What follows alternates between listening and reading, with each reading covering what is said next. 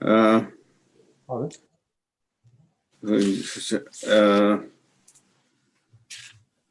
have to see. Is that Ellie or who it is?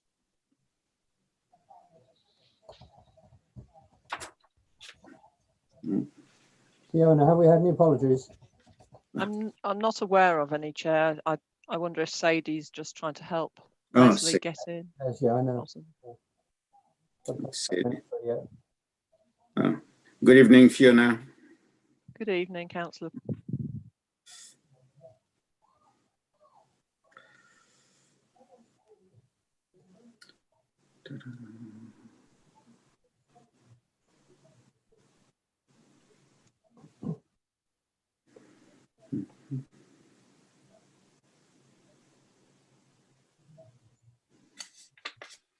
Well, Les is literally over the road from me. Maybe I should pop across and get him to sit next to me.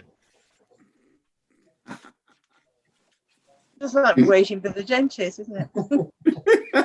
It's not that bad, surely. I'll call you now.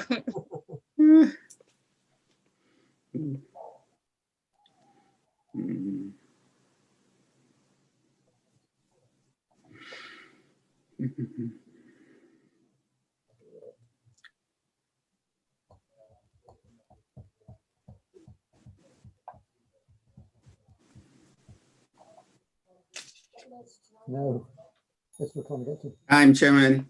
Pop across. Time. Time. Do you want to start, Fiona, or not? Yes. You're on mute again.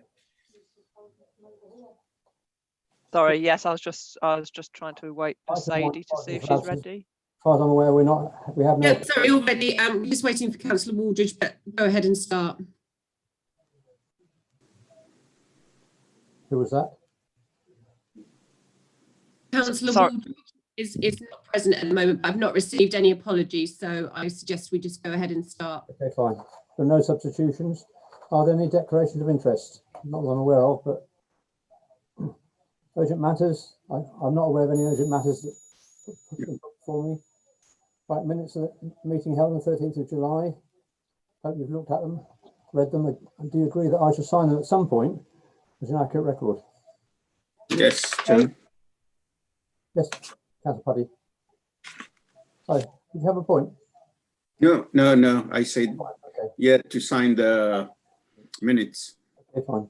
Gifts, item 5 on the agenda, gifts and hospitality report. You've got the report there, Fiona. Yes, thank you. This is a review of the register to ensure that any gifts and hospitality declarations are appropriate. You'll see it's quite a quick review, as there are only 3 declarations made, all of which seem consistent with what may be expected in a council. As I'm still fairly new, I'm not sure if the low figure is normal. It might be. I'm told it probably is, but of course we've had the pandemic, so that would have affected any events in any case. I issued a reminder to members last month of just a reminder about the obligations under the code, and I'm suggesting that this committee do an annual review of the register just to check that everything's in order. Do you know the report? Yeah, noted. Review it on an annual basis? Chris? Yeah, A regular basis? Chris? Remind I'm on the phone. I can't get through with the picture, so yes, that's fine. Okay, fine. Chris? Yes. Councillor. On, Councillor Hussey. No, Councillor Hussey lift his arm. I just wanted to ask a couple of questions. According to my reading of 2.2, the Local Government Ethical Standards Report, and the best practice as referred to in paragraph 2.3, 2.4 says, the council is already complying with this recommendation of best practice. So what objective would be served by having an annual report to this committee? Satisfied. What I'm anxious to avoid, Chris, is papers for just a note to pack up the agenda and for this to become a talking shop, because that would be detrimental to the whole purpose of this committee. So my question is, what would be served by us getting an annual report that isn't already being achieved? Fiona? Anyway, it's the actual review of it by members of the standards committee to check that you think all the declarations are appropriate. It might, in previous authorities, it's a bigger issue because there are more declarations. So it's, you know, it's maybe a bigger issue than it is at Basingstoke, but it just gives an oversight to the register. That's all. Okay, what I would rather receive, Chris, is not a standard annual report, but a report as soon as the monitoring officer thinks that the receipt of a gift is not appropriate. I want to have a report by exception rather than by rule once a year, and at the appropriate time. Not wait a year to find out that some gift had been received by, sorry Jack, by Councillor Jack Cousins, and it was deemed inappropriate. I'd want to know straight away. I would have thought that Fiona would have come back to us anyway, but do you want to comment on that, Fiona? That's fine. I just need to put in a process whereby I review the register more regularly. I guess that's all that I'd need to consider about that. Okay, right. Item 6, social media for councillors. Who's somebody who doesn't involve at all in council social media? All you experts out there to tell me what I've. One thing I did notice, it is meant to be social media guidance. There's several use the word should. I think I might prefer must. I mean, there's one about the party political use. Not should, it must conform. There's no argument about it at all, as far as I'm concerned. Thank you, Chair. This report is just providing some draft guidance on the use of social media, and at the moment it is a draft. I'm obviously happy to pick up any suggested changes to that. Many councils have already got guidance in place, and I've noted that some of the parish councils here do have such guidance. The new model code is also going to address some of this in it, so there might be some supplementary guidance that comes on top. My view was that I'd seek this committee's views first, before then consulting members as a whole, as it's guidance for everybody, and then bring it back for final approval if it is to be approved. I'd hope to see it come in the constitution in the new year as guidance that a breach of it wouldn't amount to a breach of the code, but if there was a complaint in relation to the use of social media, I think it would be relevant for looking at that complaint and seeing whether the guidance had been complied with. I think it's right that we show some guidance for members. As somebody who gets very angry at sitting at a restaurant and seeing a whole table spend the whole evening on their mobile phones, I'm surprised that we're actually sort of saying, well, if you must use one at meetings, use it sparingly. I would have thought said, don't use it, but there we are. I suppose it's down to the individual member. May I ask a question, Chair? Yes, of course you can. How is it common practice that councillors do not have are not given a social media account specifically for their council work? Yeah. I wait. Members? No, No. we haven't. Councillor Slimming wanted to say something. Yeah, councillors can choose whether they want one in their own right, but the council don't give them one. They might give them an email, but they don't give them a social media account. So it's quite difficult. One of the things I know, there's been some case history of cases where people have been found wanting using social media. I think it might be useful to have some examples of where it was found that it was an incorrect use of it, as opposed to ones where it might be a bit grayer. I mean, it's quite difficult, isn't it? Because when are you a private person and when you are a councillor, you happen to have the same name. And when you've got a name like mine, which is not common, should I say, so you stand out like a sore thumb. So if I were to have my personal Facebook account and a council one as well, it wouldn't take most people locally very long to realise that I was the same person if I used the same name. So it would be quite difficult if on occasion you were making a personal comment that had nothing to do with council for people to try and use that against you and say that you're only saying that because you're a councillor, because you know something. So, I mean, for me, I've always resisted having a personal Facebook account because I've always thought that was quite a difficult situation to deal with. But I know that we're going to all have to go with it because, well, honestly, I did it for work. I do appreciate that it is the way that people are moving forward and want to communicate with you. But for me as a counsellor, I find sometimes some of it is, you have to be so careful. And of course, if you get it wrong, it can be quite disastrously wrong. I think if you read the paper, it makes it quite clear you've got to be very careful about when and what you say or post. Martin? Yeah, I think I've read somewhere that all social media contact must be assumed to have been made in awareness of your role as a counsellor. So you can't have a private view and a council view. I'm sure I've read that in relation to social media. So I think it is the way that one behaves, and it doesn't matter whether it's on Twitter and your name is Trump, or whether it is on any of the other means of communication.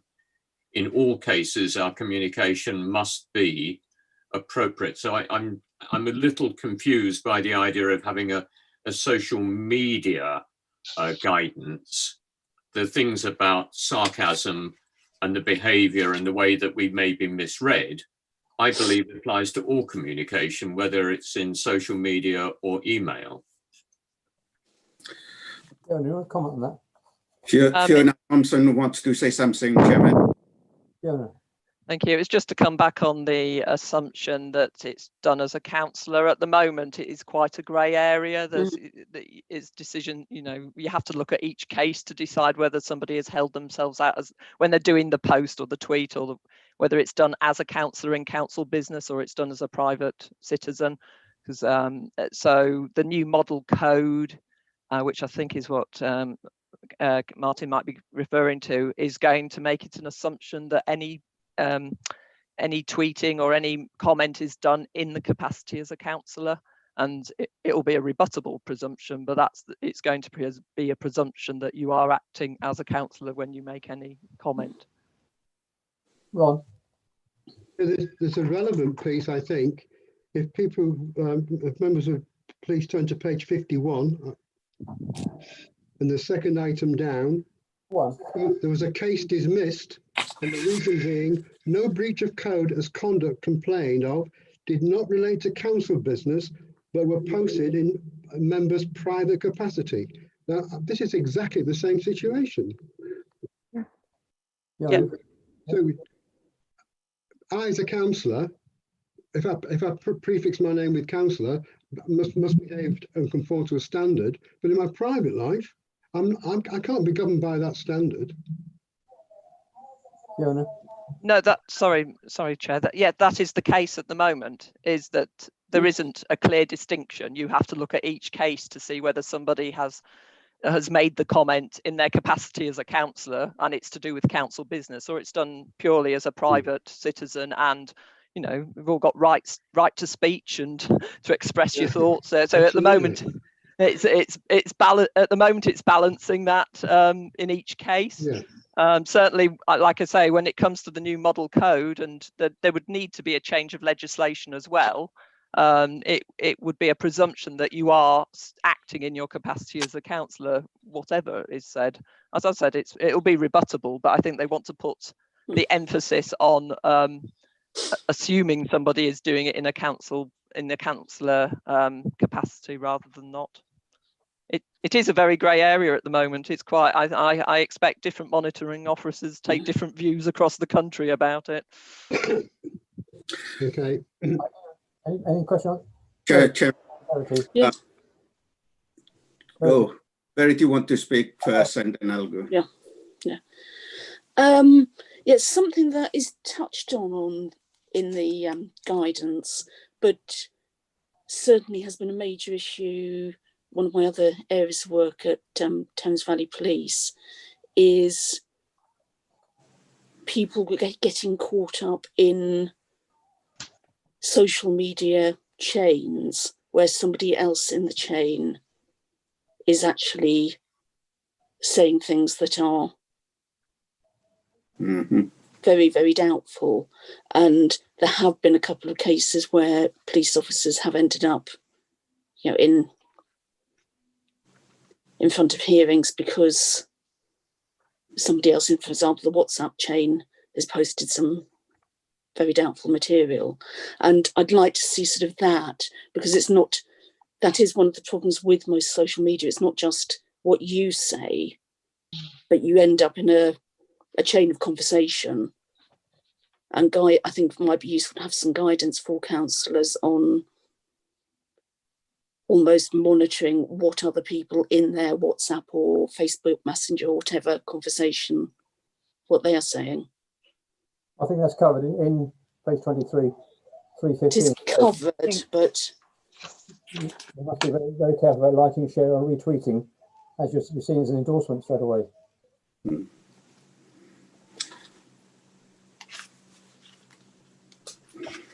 I don't think we can police it, can we, Fiona? It's a case of telling councillors, be careful. yeah, and I think that needs to be emphasised, that especially for those of us who have the generation where we haven't grown up with social media, it is sometimes harder to be aware of that. I can certainly enhance that. Yeah. Put a few more extra words in it. Yeah. Have another go at it, Fiona? Beg your pardon, sorry, I missed that. A go at that? Yes, I will do, yes. Thank you.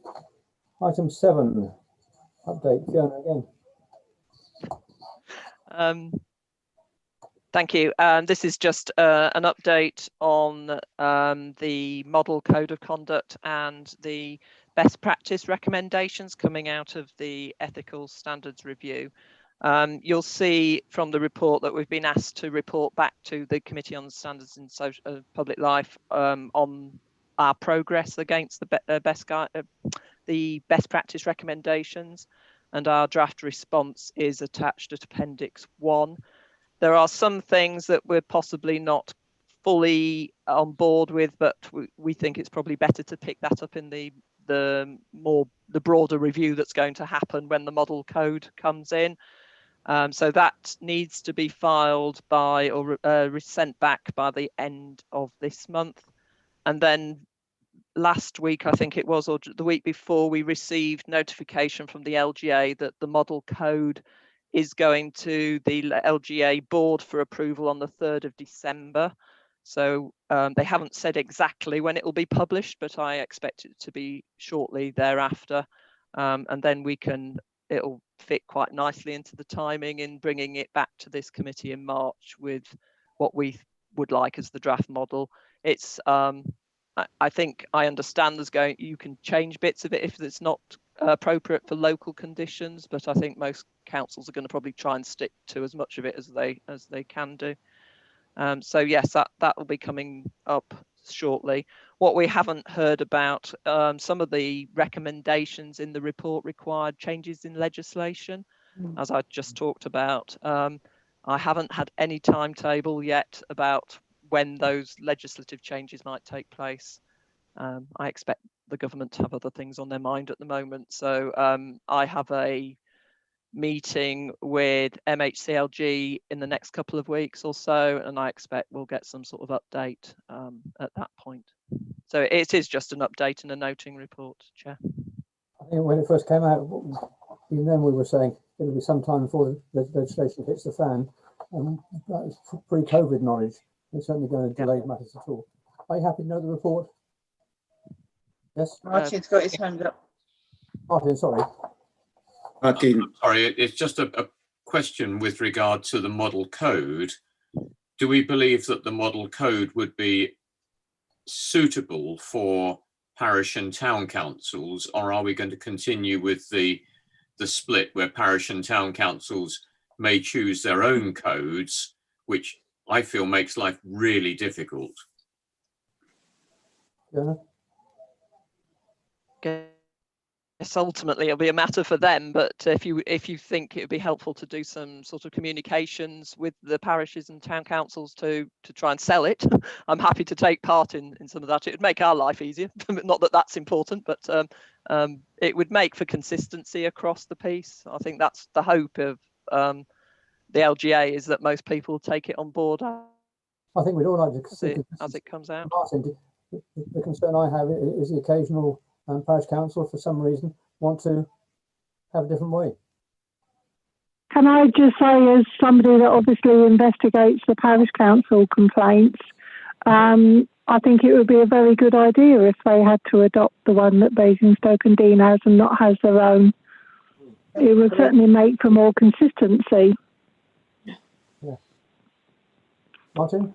My point was whether, in fact, it was appropriate for parish and town councils.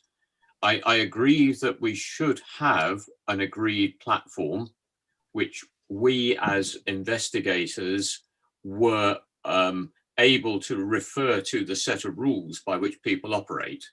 What's happened in the past is that the set of rules have not been easily appropriate to parish and town councils. And because parish and town councils were given the right to choose their own sets of rules, then councillors go through and look at it and say, well, actually, I don't think this piece is really appropriate to this parish, so we'll delete it. Now, that sort of process of deletion or addition to a document which has gone through so many levels of national scrutiny means that you end up with a rubbish document. I'm sorry, I'm supposed to be more careful than that. A document which is perhaps less appropriate. And that really worries me. And my question was, do we actually believe that the model code is appropriate for parish and town councils? Can I just say, it's Linda Agnew again. I think there are sections of a standard code which probably are not suitable for all of the parish councils. Some of it depends on size. So it should be that some maybe can be deleted, but others are, if you like, required and they cannot delete them. So there are optional parts. I'm sure that the local government review that we had at the last meeting had said that they were consulting with NALF, which is the National Association of Local Councils, which covers town and parish council. So, and obviously during the consultation process, they should be making parish and town council's point of view known. So I would hope that when the actual model gets published, that perhaps they may have thought about the difference between the two types of councils. I went on the seminar, the discussion about the review, the LGA review, and that question was being raised by some parish and town councillors as well, that it needs to be appropriate to all levels, and it may be that there's an either or in some situations where people can adopt certain things, but the basis, I believe, I would hope, should be the same, because after all, we're all supposedly under the same rules and regulations of NOLAM, etc. So I hope that they will have taken on board those comments on the consultation seminar that I was on. Linda? That certainly was being brought up. I know from our parish council there were considerable concerns with some of the financial paragraphs that were in there that were obviously more suitable for somebody like Joe Slimming's town council as opposed to a parish council, but of course they were still in there. So that's where it's got to become more appropriate. And with the numbers of subcommittees and things, if you've only got 5 or 6 councillors, you don't have umpteen subcommittees and various other people to actually run things. So I think it's in those kind of areas that needs to be made appropriate. All the NOLAM principles are appropriate whatever you're in. Okay, thank you. Martin, do you want to come back to all? No, I think that covers all points. The only other, it's almost going back. If we are so close to seeing what the model code of conduct is going to be published in the next 3-4 months, then we're back to the point about social media. Are we actually needing to do anything in the interim, or should we be adopting that which is in the model code on social media? Fiona, any comment? We're not sure yet whether they're going to issue any supplementary guidance on social media. It was a question asked in the consultation whether people wanted it, and I think we said yes. So I'm still not sure yet whether they're going to come out with anything. So I think I think it's a good discussion to have now. I have put it in terms of it'll come back in March anyway. So if there's changes and guidance, we can change it or adopt the new one. Thank you. Chairman. Linda, do you want to come back, Joel? Yeah, Chairman, with regards to social media, we have got 54 councillors, and there are quite a bunch of the councillors who actually don't like getting on social media there. And we've got the parish councillors. I don't know really how much we can really drive through that particular one, because there are people who want to maybe have their own private media, social media, but they wouldn't like to go on a councillor's type social media. Well, presumably, I think as far as I'm concerned, it's an individual choice, and it still remains an individual choice. I don't see any borough council or any council saying you will have a council Twitter or whatever, will you? Maybe I'm wrong. No. Right. Okay, any more on that at all? Right, item 8. Thank you, Chair. Oh, sorry, Fiona, there's another consultation. Yeah. Sorry, there's another consultation. So the Committee on Standards in Public Life are carrying out a landscape review of institutions, processes and structures in place to support high standards of conduct. So this review is covering central government as well as local government. And it's just to give you notice really that there's a survey asking for views on current principles, institutions and arrangements for upholding standards. It's quite a short consultation document, and I think it's just to raise your awareness of it. I presume it's sort of thing that individual members should reply to, not the standards committee. I wouldn't have thought. You know, designing anything by committee is bad enough. The response would be even worse. Mr. Chairman, it actually says at the beginning it's for public sector professionals to complete, which I think doesn't apply to us. Well, officially. So I think really, you know, if Fiona and her colleagues want to submit into the consultation on their behalf, I think that's fine. But I think you're quite right. It's not something that, as a standards committee, I think that we should be deciding what needs to be said, because we wouldn't know the answers to some of it anyway. Well, the other thing is that the number of us, there's only 4 members who actually have a vote on it. The rest of us, I don't think, will be appropriate for us to comment on what council should be doing. Thank you. As I say, it was just to raise awareness of it. You know. Complaints report. Do you have it? Any points to pick up on the schedule you've got? I can just confirm for you that the training on the 2 oldest complaints has now taken place. So those are now complete and done. And just to say there are only 2 outstanding matters at the moment, which are parish matters. So not much to report on this update. Can I also say that I've now retired, so I'm around in the daytime if there are any parish matters to join a board. Usually I've tried to, well, not avoided them, but often they've not been amenable to my work time frame, but I have got a little bit more flexibility now to that. Right, okay. You know the report then, thank you. 10 review of work programme, you have that in front of you for next, well, it's 1 month now, isn't it, at the moment? Plus the regular meetings. Any additions on Fiona at all? No, just I'll bring back the social media guidance, but it might be under the heading of the Model Code of Conduct anyway. You're presumably your approval means that we approve to move on to council, as far as code of conduct is concerned. Yes, it would have to go to full council for including for changing the constitution. Yes. Mhm. Dan? No, that's fine. I agree with that. What Fiona said. Yeah. Fine. Can I ask what a member development program is?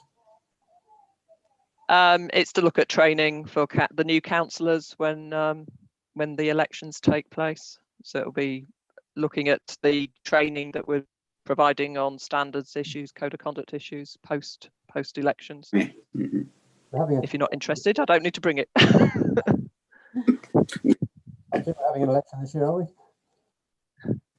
Yes, lots of elections next year. Yes. Any items you want to add to it, or no? Fine, good. Right, item 11, exclusion of press and public. I don't believe there's anything to move into confidential session. No? Mm-hmm. Then I declare the meeting closed, and thank you very much Yeah. for. Thank you, Chairman. Yes. Yeah. Thank you. Thank you all. Thank you.